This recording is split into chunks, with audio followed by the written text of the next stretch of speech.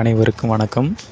இப்பொழுது மகான் திருமூலர் திருமந்திரத்தின் சார்பாக வாசி முன்னோட்டம் என்ற தலைப்பில் நம்ம 16ஆம் பகுதி பார்க்க போகிறோம். இப்போ தானம் தவமும் தான் செய்வராயின் வானவர் நாடு வழி திறந்திடுமே. திருமூலர் திருவடிகள் சரணம். விநாயகப் பெருமான் திருவடிகள் சரணம். பாபாஜி திருவடிகள் சரணம். முருகப்பெருமான் திருவடிகள் சரணம். இப்போ என்ன பார்க்குறோன்னா, மனம் ஒன்றே வேண்டுமெனில் நினைவு எண்ணம் உடலின் உட்புறம் சென்றடைய வேண்டும். அதாவது மனம் ஒன்று நம்ம செயல்படுத்தினா என்ன ஆகும்னா, நினைவு, அதுக்கடுத்து எண்ணம், அப்புறம் உடலின் உட்புறம் சென்றடைய வேண்டும். மனக்கண் பார்வையும் அவ்விதமே சரீரத்தின் உட்புறம் செல்ல வேண்டும். எரிவிடும் வாசருக்கு இருவிரல் மேலே, கறிவிடும் வாசருக்கு இருவிரல் கீழே, உரிவிடும் ஜோதியை உள்க வல்லாருக்கு கறிவிடும் ஜோதி கலந்து நின்றானே. இதில் திருமூலர் திருமந்திரத்தின் பாடல். இது என்ன சொல்கிறாங்கன்னா, ஒளி என்றும் இளமையாய் அழகாய் இன்பமயமாய் நோயற்று மரணமற்று உள்ளது. அதாவது ஒளினா என்ன, அருட்பெரும் ஜோதி உள்ளது. ஓகேவா? அடுத்து, ஒளியில் கலந்து தேகமே ஒளிமயமாக பெற்று ஞானியரும் சித்தர் கணங்களும் என்றும் வாழ்ந்து கொண்டிருக்கின்றன. சரீரம் உள்ள போதே மரணமில்லா பெருவாழ்வை பெற வேண்டும். மனிதன் பெற்றது மறுப்பார்வை. மாயையால் உண்டாக்க பெற்ற பார்வையால் மாய உலகை பார்க்கிறார்கள். அழியா பொருள் நித்தியானான ஆண்டவனை பார்க்க அருட்பார்வை வேண்டும். எப்பாடு பட்டாயிலும் அருட்பார்வை பெற வேண்டும். இந்த நம்ம என்னன்னா, அந்த தேகத்தை ஒளிமயமாக்கணும்னா, அந்த நம்ம உடம்புல அந்த சுத்த உஷ்ணத்தை பெருக்கிக்கணும். இந்த சுத்த உஷ்ணத்தை பெருக தேகம் ஒளி பெறும். இந்த வாசி தவத்துலேயும் தேகம் ஒளி பெறும். இந்த தேகம் ஒளி பெறும்போது என்ன ஆகும்னா, அதுக்கு முன்னாடியே நம்ம இந்த சரிய கிரியை யோகம் ஞானத்தில் இருக்கணும். அடுத்து இயமம் நியமம் நம்ம கடைபிடிக்கணும். இந்த வளர அவங்க சொல்லுவாங்கள்ல, ஒழுக்க நெறிகள் சொல்லுவாங்க, இந்திரிய ஒழுக்கம், கரண ஒழுக்கம், இந்த மாதிரி சொல்லுவாங்கள்ல. இந்த நம்ம ஒழுக்கங்களை பின்பற்றி நம்ம அந்த ஜோதியை நம்ம காலில் அருட்பெருஞ்சோதி தனிப்பெருக்காரன் அருட்பெருஞ்சோதி நம்ம இந்த மாதிரி சொல்லி நம்ம வழிபடலாம். நம்ம விளக்கு தியானமும் செய்யலாம். அது பிரச்சனை கிடையாது. ஓகேங்களா? நம்ம இந்த யோகா பயிற்சியெல்லாம் செஞ்சுட்டு கடைசியாக நம்ம விளக்கு பயிற்சி செஞ்சுட்டு நம்ம தவத்துக்கு போகலாம். உஷ்ணம் கொஞ்சம் அதிகமாக இருக்கும். உஷ்ணத்துக்கு வரைக்கும் நம்ம இடது சுவாசத்தை நம்ம மேற்கொள்ள வேண்டும். ஓகேங்களா?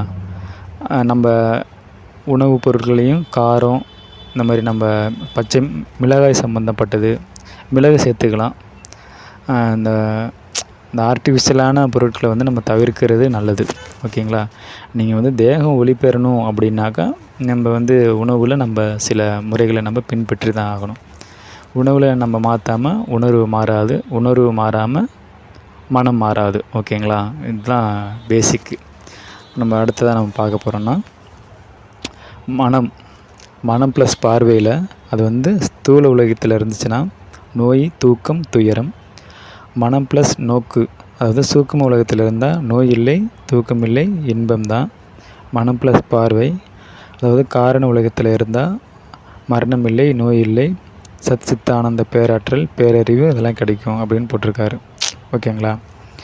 நம்ம இந்த கடன், இந்த சமுதாய கடன், இந்த நம்ம வாங்கி வச்சுருக்கோம் நிறையா கடன், இந்த கடனெலாம் வச்சுட்டு எப்படி நம்ம இது பண்ணுறதுன்னு அதுக்குன்னு நம்ம ஒரு 2 மணி நேரம் ஒதுக்கி நம்ம செஞ்சாலே போதும். ஓகேங்களா? அடுத்து, அருட்பெருஞ்சோதி ஆண்டவன் நிலையானது. சரியை கிரியை கடந்த செயல் நிலையாகும். கோவில் குளங்கள் தொண்டு என்று சுற்றலாமாகும்.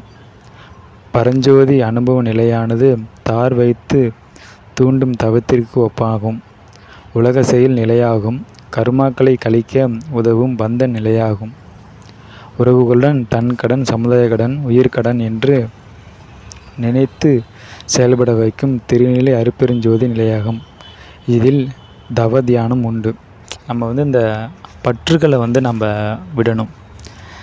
நம்ம சொல்ல வேண்டிய வரைக்கும் சொல்லலாம். இந்த மாதிரி கடைப்பிடிங்க, காலைல எழுந்துச்சி எண்ணெய் கொப்பளிக்கணும், எண்ணெய் கொப்பளிச்சிட்டுக்கு அப்புறம் மலதுவாரம், மஞ்சள் கழிவு, வெள்ளை கழிவு 2 நீக்கி இருக்கணும்.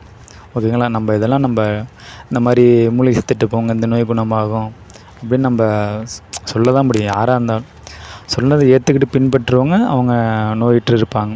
சொல்லிவிட்டு ஏற்றுட்டு பின்பற்றாதவங்க அது அவங்களோட விதின்னு நம்ம போக வேண்டாம். அது யாராக இருந்தாலும் சரி, அண்ணனாக இருந்தானே, தம்பியாக இருந்தானே, மாமன், மச்சன் யாராக இருந்தாலும் இதுதான் சிஸ்டம். இதுதான் உடல்னு நமக்கு ஒரு இயந்திரத்தை கொடுத்துருக்காரு. அந்த உடம்புக்குன்னு ஒரு சில எப்படி நம்ம ஒரு கார் வாங்கினா அது வந்து நம்ம சர்வீஸ் விட்றோம், காற்றடிக்கிறோம், செயின் ப்ராக்கெட்டு, பைக்குனா செயின் ப்ராக்கெட் மாற்றுறோம், இந்த கார்னால் இந்த இன்ஜினுக்குள்ளே நம்ம இன்ஜின் ஆயில் மாற்றுறோம். இந்த மாதிரி நம்ம எப்படி நம்ம ஒன்று செய்கிறோமோ அதே மாதிரி தான் இந்த உடம்புக்கு தேவையான ஒரு ஆற்றலும் வெளியிலிருந்து கொடுக்குறது ஒரு லெவலு. அடுத்து நம்ம இன்னொரு லெவலில் வந்து நம்ம உள்ளிருந்து அதை நம்ம பெற வைக்கிறதுக்கான ஒரு முயற்சி நம்ம அடுத்தடுத்து நம்ம இவ்வுலகத்தில் இருந்துக்கிட்டே நம்ம அதை பரலோகத்திற்கு தேவையான அனைத்து அனுபவங்களையும் நம்ம வந்து பெற்றுக்கிட்டே வரணும். ஓகேங்களா? இதில் இன்னொரு பாடலாக வந்து சொல்லுவார், மண்மனம் எங்குண்டு வாயும் அங்கே உண்டு, மண்மனம் எங்கில்லை வாயும் அங்கே இல்லை, மண்மனத்துள்ளே இருப்பாருக்கு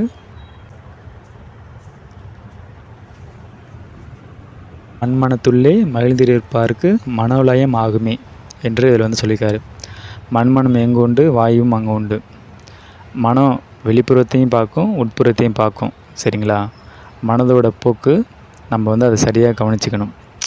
இப்படி காரு நம்ம போகும்போது நம்ம வளையிற இடத்துல வளையிறோம், நேராக போகிறோம், ஸ்பீடு பிரேக்கர் வந்தால் நம்ம பிரேக் பிடிச்சி இது பண்ணி நம்ம போகிற மாதிரி மனம் ஒரு இச்சையை தூண்டும்போது அதை நம்ம வந்து நம்ம தார் குச்சி எப்படி வச்சு அடக்கிற மாதிரி நம்ம அடக்கணும். அப்படி அடக்கலைன்னா அந்த இச்சைக்கு அது அடிமையாகி அந்த விதி வந்து வென்றும். இந்த விதிக்கும் மதிக்கும் அல்லாடி பதியை சென்றடையும் ஒரு நோக்கு தான் இந்த வாழ்க்கையின் ஒரு நோக்கு. ஓகேங்களா? இதுக்கு இடையில் நம்ம அன்றாட கடமைகளையும் செஞ்சுக்கிட்டு ஒரு டெய்லியும் ஒரு 5 மணிக்கு இப்படி எழுந்திரிச்சாலே போதும். 5 மணி ஒரு 4:30 மணி இப்படி எழுந்திரிச்சிட்டு ஒரு 1/2 எண்ணெய் கொப்பளிச்சுட்டு நம்ம அடுத்து மலைக்குற்றத்தை நீக்கிட்டு நம்ம அடுத்து யோகா பயிற்சி செய்ய ஆரம்பிக்கலாம். வஜ்ராசனம் போட்டு ஏதோ ஒரு ஃபஸ்ட்டு பிராணாயாம பயிற்சி, அடுத்து வந்து நம்ம காயகல்ப பயிற்சியும் செய்யலாம். அடுத்து பிராணாயாம பயிற்சி, வஜ்ராசன பயிற்சி, நம்ம இதில் சொல்லியிருக்கோம்ல, நம்ம அந்த வாசி முன்னோட்டத்துலேயும் சொல்லியிருக்கோம் அந்தந்த பகுதியில். அடுத்து நம்ம தவமும் தியாகமும் என்ற தலைப்புலையும் நம்ம சொல்லியிருக்கோம். நம்ம இதெல்லாம் செஞ்சுட்டு நம்ம தவத்தில் உட்காரணும். ஓகேங்களா? ஒவ்வொரு தேவதையும் வணங்கிட்டு நம்ம தவம் செய்யணும். சரிங்களா? கடைசியாக அந்த அருட்பெருஞ்சோதி ஆண்டவரை நம்ம தவம் செய்யணும். சிவபெருமானை நம்ம வணங்கணும். ஓகேங்களா? அடுத்து என்ன சொல்லிட்டு இருந்தோம்? ஜோதிய நிலையாகும். இதில் தவம் நிலை உண்டு. இதற்கு ஆயத்தமான முதலில் நாளை எண்ணி கொண்டாடுவது உண்டு. அருட்பெருஞ்சோதி தயவு கருணையானது தனது அதுவும் வேறல்ல என்ற கனிவும் துணிவும் உள்ள நிலையாகும். துரியம் எனப்படும் துரியாதீத கடந்த நிலை யான் சொல்லும் உடலுக்கும் உயர்ந்த ஞான நிலை ஓதுமுறையாகும். ஓகேங்களா? நம்ம இந்த பயிற்சியை நம்ம தொடர்ந்து செய்கிறது அதை சொல்லிடுறாங்க. அருளையும் பொருளையும் இணைக்கும் தகரமை ஞானம் என்னும் துரியநிலை கடந்த தவநிலை ஆகும். துரியம் என்பது இயற்கையானது. உயிர் இன்பங்களை உடலால் அடக்கி வைக்கவும் செய்யும் இருநிலைகளாக ஆகும்.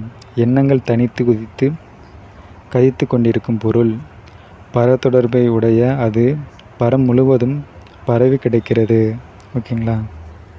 இந்த மானிட வாழ்வுங்கிறது ஒரு நிலையானதா நிலையற்றதா ஆகிடுச்சுன்னா விதி ஜெயிச்சிடும். நிலையானது பதியோட போய் சேருதுன்னா பதி ஜெயிச்சிடும். அவ்வளோதான். ஓகேங்களா? இத்துடன் இந்த பதிவு நிறைவடைகிறது. மீண்டும் அடுத்த பகுதியில் நாம் சந்திப்போம். நன்றி, வணக்கம். திருச்சிற்றம்பலம், தில்லையம்பலம்.